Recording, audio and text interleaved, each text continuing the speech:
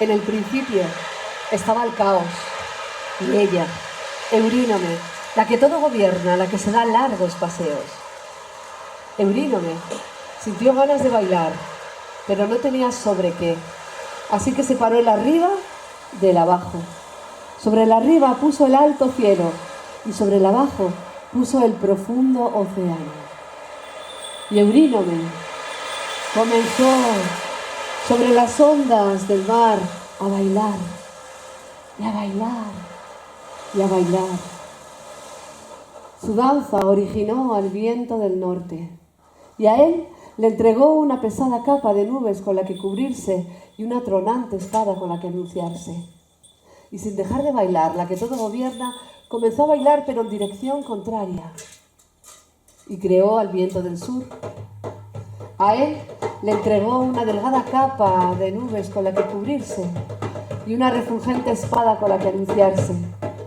Y sin dejar de bailar, la que todo gobierna tomó al viento del norte y al viento del sur y los trenzó y hizo al primer ser creado, la serpiente alada Ofión. Ofión se levantó por los aires y, viendo bailar a la que todo gobierna, sintió un resbaladizo deseo por la diosa, así que se metió dentro de ella. Y Eurínome, la que todo gobierna, la que se da largos paseos, se sintió orilla que lame las olas, se sintió acantilado que besa el viento, y se sintió pájaro que vuela al horizonte. Y a su debido tiempo, Eurínome puso un huevo, el huevo cósmico, y le pidió a su alado esposo que se enroscara alrededor del huevo y lo protegiera con su vida. La serpiente Ofión se enroscó en torno al huevo cósmico y después colocó sus alas encima de él. Y a su debido tiempo, el huevo cósmico se abrió y de aquel huevo salieron las estrellas, los planetas, las montañas, los ríos caudalosos, los animales que se arrastran por el suelo, los que vuelan por el aire y los que nadan en la profundidad de los ríos, y también el hombre y la mujer, todos hijos de la misma madre, Eurínome, la que se da largos paseos, la que todo gobierna, y del mismo padre, la serpiente Ofión, un ser alado, hecho de luz y de viento.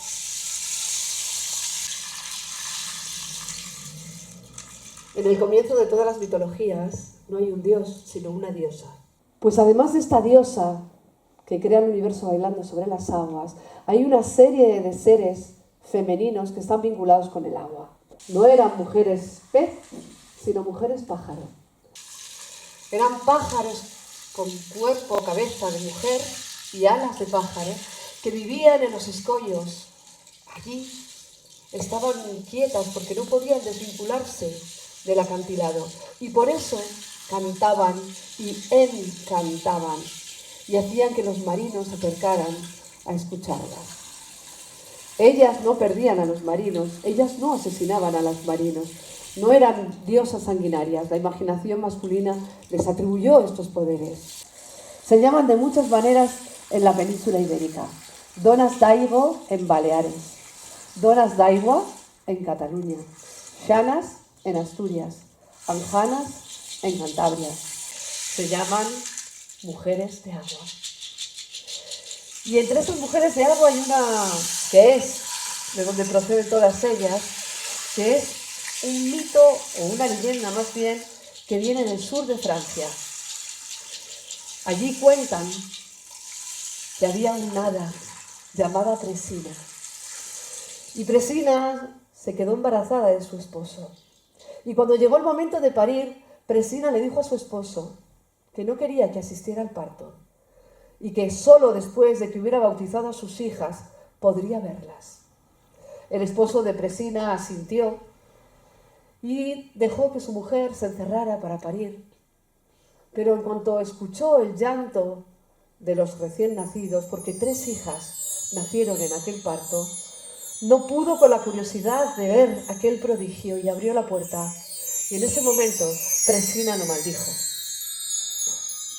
Lo miró y le dijo: te quedarás solo, sin hijas y sin mujer. Me marcharé a una isla y nunca más volverás a vernos. Crió a sus hijas sola en aquella isla y les inculcó el rencor a aquel hombre que no había sido capaz de cumplir un pacto. Y las niñas crecieron y se convirtieron en unas jóvenes hadas con poderes igual que su madre. La más pequeña de ellas se llamaba Melusina.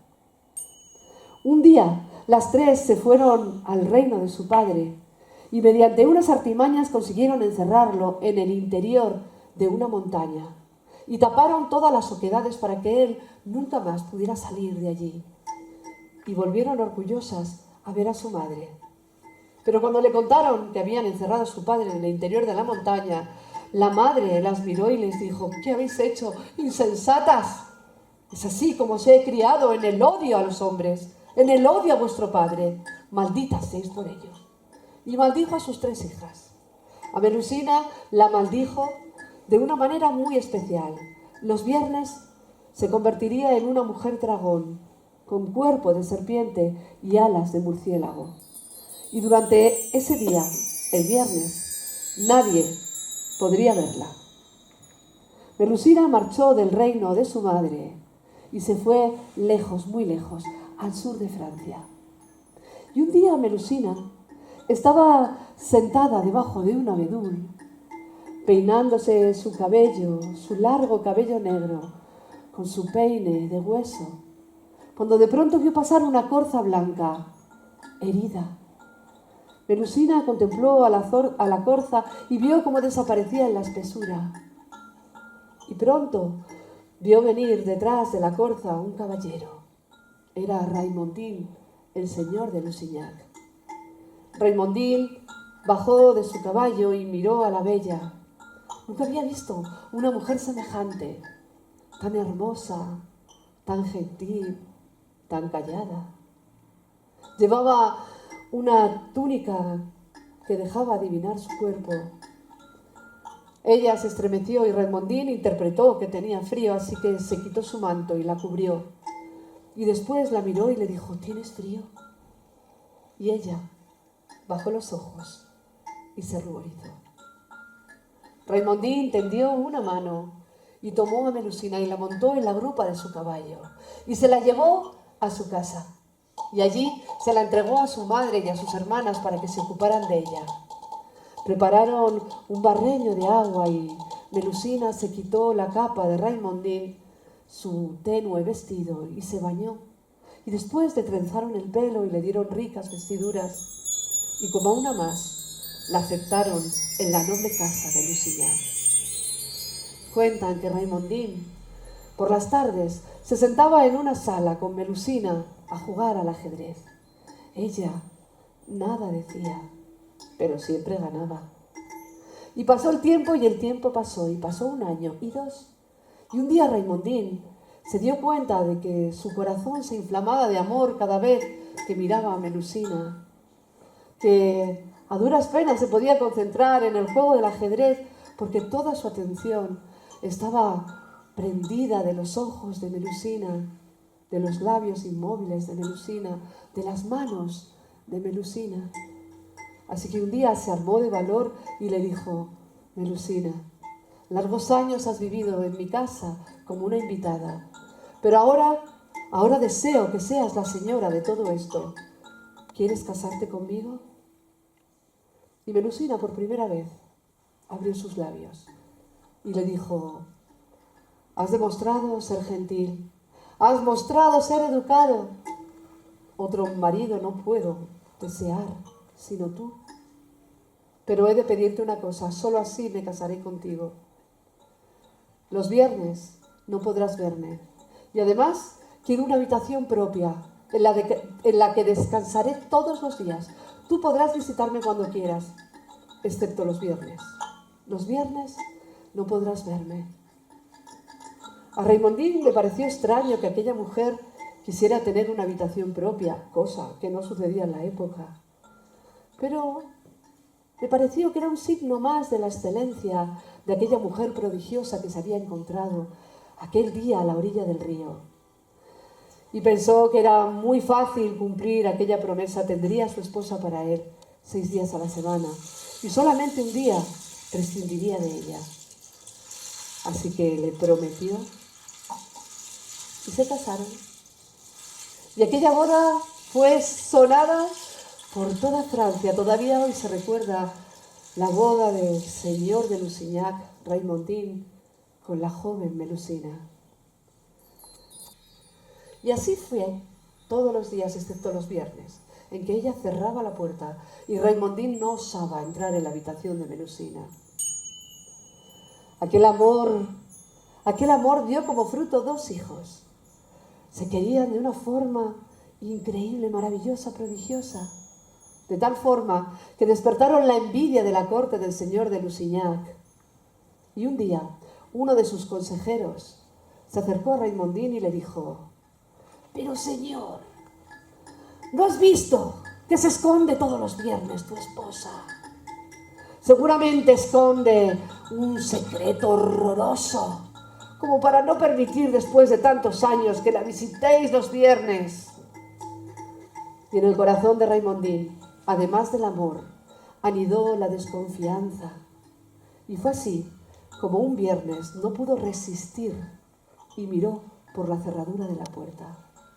Y entonces vio un barreño de agua humeante y vio que por la parte inferior del barreño sobresalía una cola de serpiente. Melusina se inclinó y de pronto vio como de su espalda salían 2 alas membranosas enormes de murciélago. Raimondín no pudo reprimir un grito que Melusina escuchó. Melusina, al escuchar el grito de Raimondín, supo que había sido traicionada por su esposa. Así que salió volando por la ventana y nunca más volvió. Pero dicen que por la mañana los niños amanecían peinados y lavados sin que se pudiera explicar cómo se producía aquel milagro. Y cuando les preguntaron, contaron que su madre venía cada noche, se sentaba allí en la cama, les contaba un cuento y luego velaba sus sueños. Y por la mañana los lavaba, los peinaba y solo entonces desaparecía. Una noche Raimondín se escondió dentro del armario para sorprender a Melusina y pedirle perdón. Pero aquel día no fue. Y nunca, cuando Raimondín acechaba a la llegada de Melusina, aparecía. Así que Raimondín desistió y Melusina nunca más apareció. Pero dicen que todavía hoy, cuando muere uno de los descendientes del señor de Lusignac, se escucha un grito en las nubes, un grito desgarrador de dragón o dragona. Y dicen que es Melusina que viene a llorar la muerte de sus descendientes. Y esta es la historia de Melusina, la noble señora de Lusignac.